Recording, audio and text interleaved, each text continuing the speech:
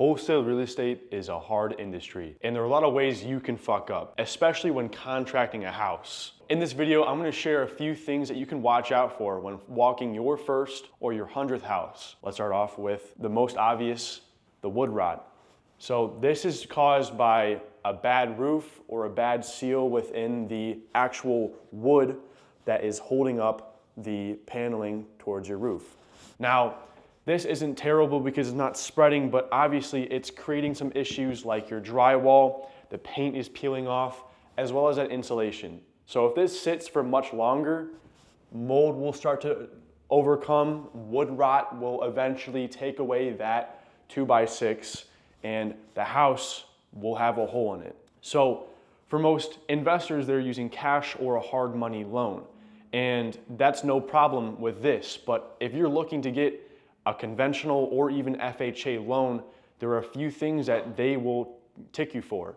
The number one being this, as well as the crack that is falling through the whole slab of this living room.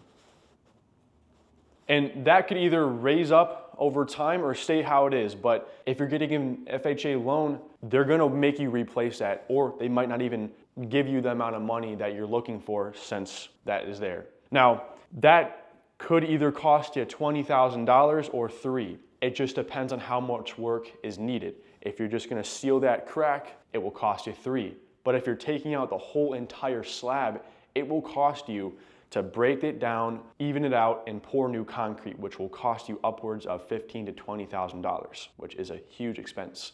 So when contracting your house, you need to watch out and plan your own budget to make sure that you're giving the seller an accurate offer based off of the property value and the work that's needed. So moving forward, it's a pretty clean house. This is an estate, so it will be better maintained. It will have nice hardwood floors as well as, fixtures that your grandma has. With these, people do like the hardwood floors, especially investors, because they cost a lot less money to replace. Now, if you're replacing all of this, since you probably will need to because of all of the cracking, you're gonna have to replace it with laminate, which costs a little bit more, but it's still an easy solution rather than replacing all of that hardwood. Builder grade windows can range from $200 to $300, but if you're getting windows that are more for a homeowner and gonna actually keep in the heat, it's gonna cost $5 to $6. Now, with these, they are newer, but you need to replace those to pass an FHA loan since they're strictlers on the rules. And these can easily cost you $500, and you're replacing them 3 times. So that's $1,500 right there that you need to budget for. And a lot of times, walking to these properties, you just look at them, oh, they look fine, not gonna budget for them. But that could fuck up your deal. That could lose you money. I contracted a property last month, and I didn't realize it was not on city water. It was on well and septic. And digging a line to get that city water attached to that property is $15,000 at the minimum. So my deal, I got $15,000 taken out of my paycheck because of my stupid mistake. So walking to these properties, that is your paycheck that you're sacrificing for your fuck up. With this kitchen, especially too, you're ripping all of this out. No one wants to live in a dated, composite wood kitchen. You're gonna replace all of this. You're gonna replace the stove, the fridge. Everything needs to go, and this could be $15,000 to replace all of it. So let's add up everything. The windows, that crack in the concrete, the wood flooring, the laminate, that's gonna cost you $40,000 at least. And I haven't even touched everything else. Now, moving forward, big thing you're looking out for with mechanics is your water heater. That needs to be replaced. And also, if you look, right over at the bottom, that is galvanized steel. That is not copper plumbing. So FHA will not pass that. That needs to be ripped out, and that could cost $9,000. As well as the HVAC system. You have ductwork, which is that right there, but it's old. That needs to be replaced since it's old and it's not gonna work as well as newer quality stuff. As well as your electrical box. So most times a property that is in newer condition will have a 200 amp service, meaning it has 200 amps flowing through it. Now, this one, I can't really tell, but it only looks like a 100 amp service. Now, we can easily check if there's GFCI in the wet spots like the kitchen or bathroom to really make sure that it's on a 200 amp service, but from what this panel looks like, it's not. And before we go check that GFCI, just talking about more of this living space. Now, you have switches and outlets and plugs that also cost you money. So there's even the little things too in this rehab that will add up. That can easily be $25 per pack.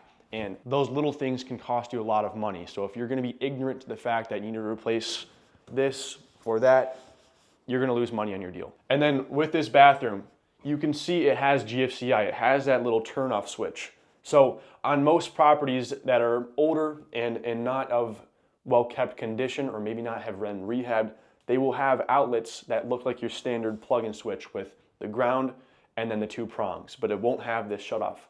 You need to have that in your wet spots because it can short circuit and eventually create a fire if you don't have that safety mechanism. Now, like I was talking about earlier, the 200 amp service, that is supplying this to GFCI. So it does have that service and you do not need to replace that. So that saves you about $10,000 on this property. And moving to the rest of the house, especially the bedrooms. This property is a 3-bed, 1-bath. So it does have 3 bedrooms, and especially with Airbnbs, since this is a pretty nice pocket, it will cash flow like crazy because people are looking to house more individuals for less amount of cost. Now, talking about more bedrooms, with the whole Section 8 housing that Chicago has been doing, that have better Section 8 rents, each bedroom will add at least $400 to your voucher in those areas. So walking a property in Hazel Crest and it has a 4-bed, 2-bath property, you can make $3,300 on a small house as long as it has that 4 bedrooms,